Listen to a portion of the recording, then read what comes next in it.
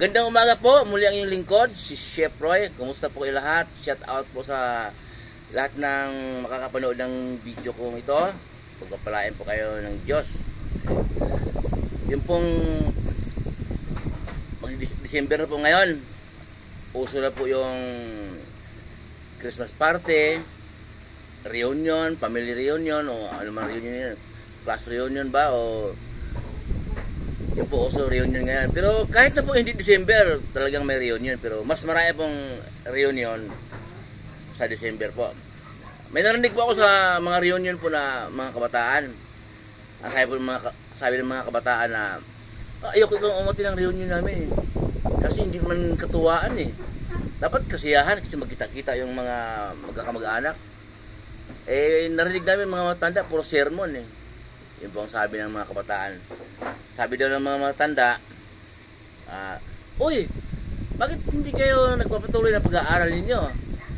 Dinawin niyo yung pinsan ninyo, nasa ibang bansa na, maasinso. Tsaka yung pinsan mo, kita mo, guro na, yung isa naman, doktor na. Kayo, may papapaaral naman yung magulang ninyo, pero nag-blackball kayo. Wala kayong ginawang matino. Puro sermon na po pag-reunion. Lalo na po yung mga matanda, lulot, lula, tito, tita, mga kuya. Pag nagkita-kita po sa halip ng kasiyahan, puro sermon. Kaya po, minsan po mayroong sabi na, uy, ikaw kadalagang tao mo, marami ka ng jowa. Iba-iba, mabilis na magpalit ng jowa. Ikaw naman, pogi ka kasi kaya babaero ka. Marami ng mga ganun pagka-reunion.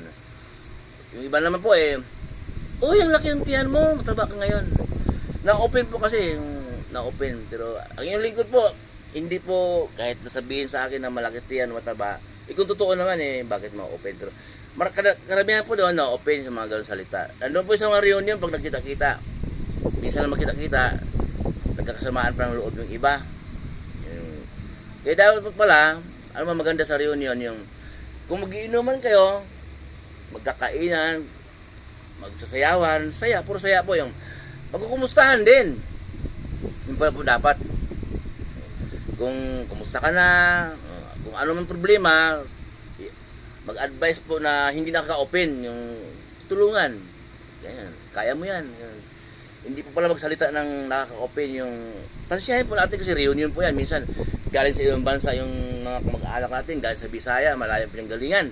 Talagang dumating sa Binyo para magkita-kita lang, pero kadalasan pala nagkakasamaan ng loob sa reunion. Hindi alam na may nasabi tayong nakaka-open. May oras po para magpayo ka. Mayroon kasing pinapayuhan mo na-open. Akala matalino. Siya din naman, ganun din naman. Ayan. Tungkol po naman sa mga Christmas party, mayroon po ako narinig na mga kumpanya. Yung Christmas party namin hinahaluan ng sermon. Yung big boss, yung mga opisyal, may hawak na microphone. Sinasabi na aksaya ka sa ganito, tamad ka, hindi ka sanay sa ganitong gawain. Sinasama po dapat pala, nawalan silang gan kumain, nawalan silang gan uminom, nalungkot dahil napahiya. Okay? Dapat pala bago mag Christmas party, mag-meeting ko muna. Bukod po yung meeting, may panahon, may oras dyan para sa meeting. Huwag mo isabay sa Christmas party yung kung ano sasabihin. Kung may sasabihin man yung mga big boss, mga opisyal, huwag po isabay sa Christmas party. Ang pag-uusapan po yung kasiyahan. Kung nagbibigayan man ng bonus, o nagbibigayan man ng 30 mga giveaway, yun po ang inuman, kain, tawanan.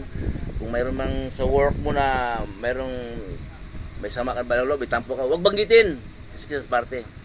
Huwag banggitin, iwasan magsalita ng nakaka-open, nakakaasar, kasi po Christmas party. Muli po yung lingkod, si Chef Roy, magpapalain po yung Diyos. Ingatan kayo ng Diyos, sasamahan kayo ng Diyos. Kahit saan kayo pupunta, sa mga trabahong pinasukan ninyo, anumang negosyo, pinagkakitaan nyo sa buhay, ayon sa kalooban ng Diyos.